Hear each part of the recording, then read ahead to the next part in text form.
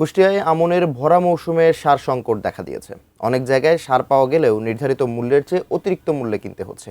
এ বিষয়ে বিস্তারিত জানাতে কুষ্টিয়ার খামার মাঠ থেকে সরাসরি যুক্ত হচ্ছেন প্রতিনিধি শরীফুল ইসলাম। শরীফুল, কি জানতে পেরেছেন? এই সারের এই সংকট কেন হচ্ছে, কৃষকরা কি বলছেন, যারা সার সরবরাহ করছেন তারা কি বলছেন?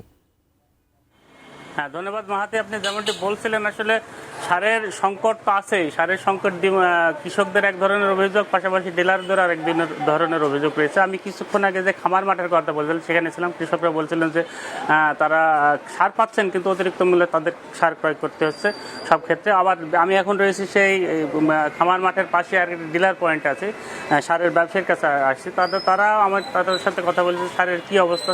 তারা জানিয়েছেন যে আমরা যে অনুপাতে চাহিদা দিচ্ছি সেই চাহিদা অনুপাতে আমরা সার পাচ্ছে না, বিধায় আমরাও কৃষকদের মাঝে সরবরাহ করতে পারছি না। আমি কথা বলবো এই কাদের ট্রেডার্সের সত্যদি গাড়ি, তিনি আসলে সারের বিষয়টা আমাদের একটু জানাবেন। সারের কি অবস্থা, ক্রাইসিস কেন, বা আপনারা পাচ্ছেন কিনা, কৃষকরা পর্যাপ্ত পাচ্ছে কিনা, দাম বেশি নিচ্ছে কিনা, সব মিলে একটু বলবেন।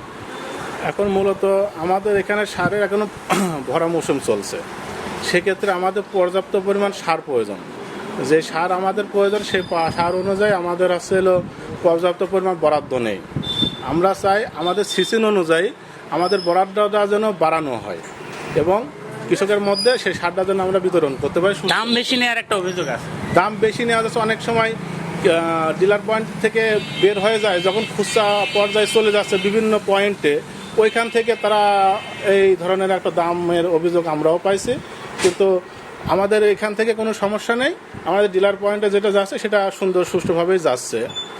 সংকট আছে, সংকট আছে সারের, তো অবশ্যই সংকট আছে। যে পরিমাণ চাহিদা আমরা সেই পরিমাণ আমরা দিতে পারছি না। যেহেতু ধরেন যে পরিমাণ সার এবং আছে টিএসপি, এমওপি, ডিএপি যেটা আমাদের প্রয়োজন, ধরেন মাসের প্রথম থেকে শুরু করে 15 তারিখ পর্যন্ত আমরা কভার শেষ করে, কিন্তু বাকি 15 দিন আমরা দিতে পারতেছি না সারের চাহিদা অনুযায়ী। হ্যাঁ, উনি ব্যবসায়ী যেটা বলছিলেন, তাদের চাহিদা মতো সার যদি সরবরাহ করতে না পারার কারণে তারা কৃষকদের মাঝেও সেই পর্যাপ্ত পরিমাণ সার সরবরাহ করতে একটু হিমশিম খেতে হচ্ছে। পাশাপাশি কৃষকদের অভিযোগ সার পারলেও তারা বাড়তি দামে সার ক্রয় করতে হচ্ছে। অনেক সময় সারের জন্য লাইনও তাদের ধরছে, এক ধরনের সংকটও তৈরি আছে। সব মিলিয়ে আমনের যে ভরা মৌসুম, কুষ্টিয়া জানেন যে এবছর প্রায় ৭৯,০০০ হেক্টর জমিতে আমন ধানের লক্ষ্যমাত্রা নির্ধারণ করা হয়ে সেখানে সেভাবে আমনের চাষ চলছে।